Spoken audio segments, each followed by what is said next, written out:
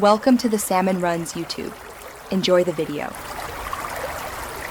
You begin by defining the page and structure so design decisions become purposeful. Set page size, margins, and add columns. This creates predictable white space. Once done, insert placeholder text boxes and image frames to visualize rhythm and hierarchy. Make sure to enable rulers and grid lines so you snap elements cleanly. That reduces guesswork later.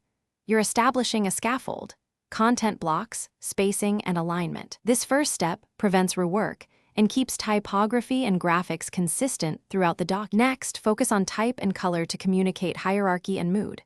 Choose a heading and body font, then set size, weight, and line spacing. Use styles so changes propagate instantly. Once done, define a small color palette and apply it via shape fills and font colors to reinforce brand or tone. Make sure to align color contrast with readability. Test a heading against body text. Using styles and color swatches saves time and ensures every page looks cohesive without manual tweaking. To finish, consolidate and polish your document for delivery.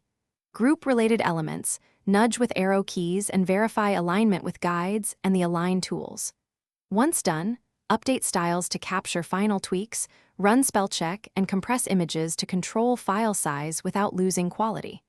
Make sure to preview and print layout and export as PDF. Embed fonts if printing externally. If something goes wrong, reapply the last saved style set and check for overridden manual formatting before re-exporting. Thanks for watching. Consider subscribing if we helped you.